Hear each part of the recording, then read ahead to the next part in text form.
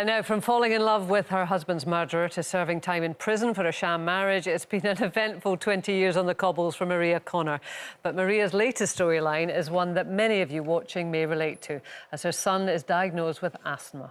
Please welcome Samia Longchambon, who plays Maria. Hi there, Samia. How are you?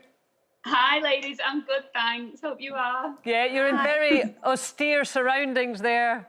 Samia, where are you? I'm sorry, yeah, I'm clearly not at home. I'm in my dressing room at Corrie, so yeah, excuse the bare walls. There's not much to look at.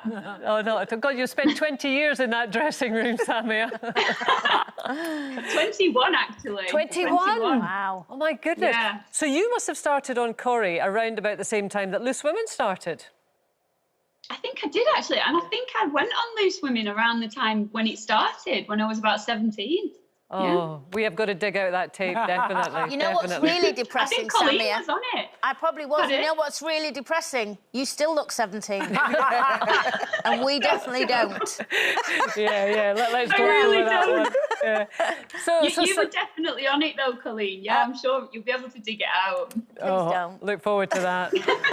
So, Sammy, your current storyline, as I say, you've had so many dramatic storylines. This one perhaps is not the most dramatic, but in terms of resonating with the audience, I would imagine it's way up there. Yeah, absolutely. I think anyone who's a parent will be able to resonate with this storyline. It's awful and it's really worrying for her. Because Liam's never had any trouble with his breathing before, and to see him collapse on the street and gasp for breath the way he was, it's quite shocking for her. And, you know, Maria obviously responds in a very, very dramatic fashion because she's clearly very anxious about it. It's a really fine balance for you, though, not to kind of overdo that when, you know, in terms of the link with pollution, that's a very real concern for people.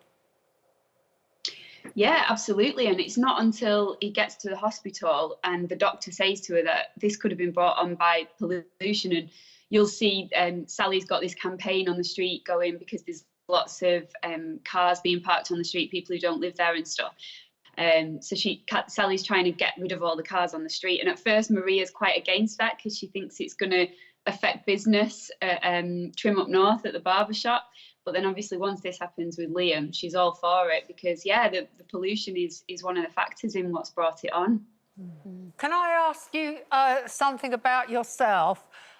You freely talk now about how anxious you are and how, you know, anxiety attacks you've had in the past. But when you started in Corrie all those years ago, was it something that you kind of hid and kept quiet about because it wasn't as discussed as it is now?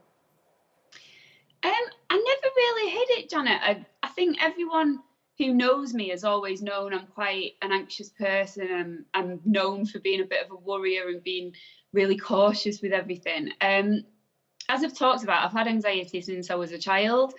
And when I was a child, ironically, talking about this subject of asthma, my mum took me to the doctors and the doctor first diagnosed asthma because I couldn't get a deep breath.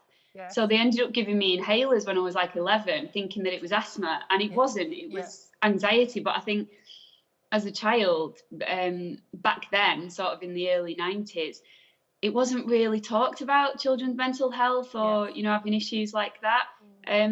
But no, I've never hid it. I've just never publicly talked about it. I've never been asked about it, or else I would have talked about it. And how did lockdown affect you?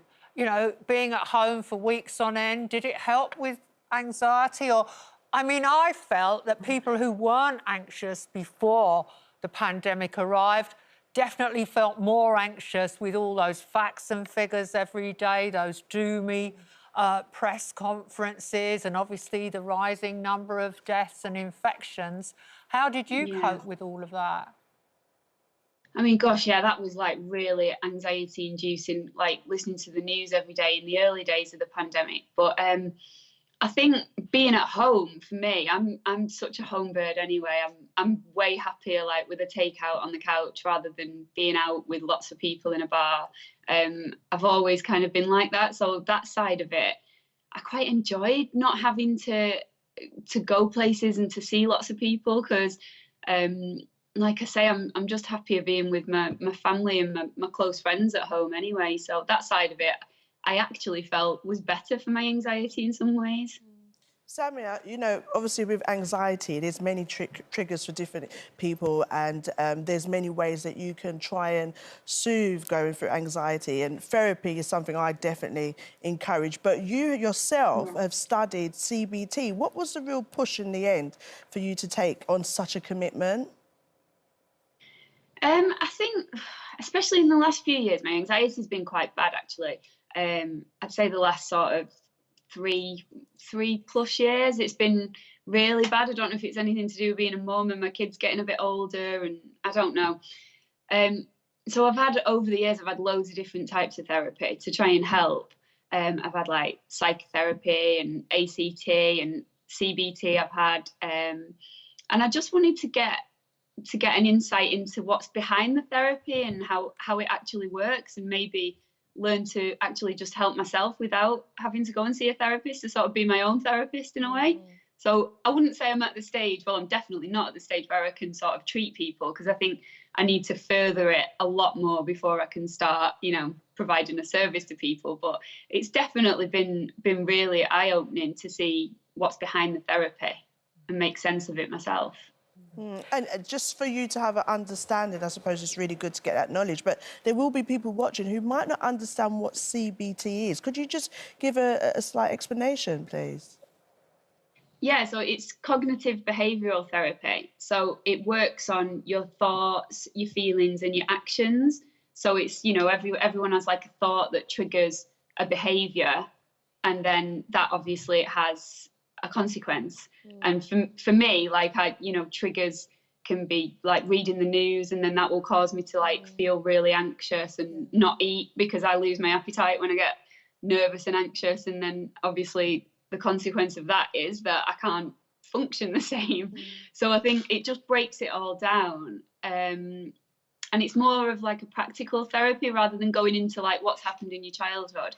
It's more about sort of what you can do yourself to practically pull yourself out of it and make yourself better. And a lot of it's like thought recording, or maybe exposure therapy, like exposing you to what you're scared of, and that kind of thing. But it's really interesting. Yes. Well, speaking of childhood, obviously you were very, very young when you first started in Corrie and stuff. Are you nervous, or would you be nervous if either of your children or both of your children wanted to follow in your footsteps? Yeah, like my daughter definitely is saying she wants to be an actress, and she can cry for fun. Like, it takes her like 5 seconds to get tears. Like, for me, I have to put myself in a really dark place, like mentally, to start crying when I'm at work. But with Freya, like, the tears come like that. She's amazing. So she's definitely got it. But yeah, it is, you know, as we all know, it's a really difficult industry to be in. There's a lot of competition, there's a lot of rejection. So, but it's not something that I would ever push her into. But if she wants to do it, then obviously I would support her. Yeah. Well, we will look out for a new resident on the street at some point, Samia. Maybe as you go off in a black taxi, she'll arrive around the corner. Yeah. It's lovely speaking to you. Yeah. Thanks very much, Samia. Lovely to speak to you. Oh, thank you. Nice to see you all. Bye. Bye. Bye.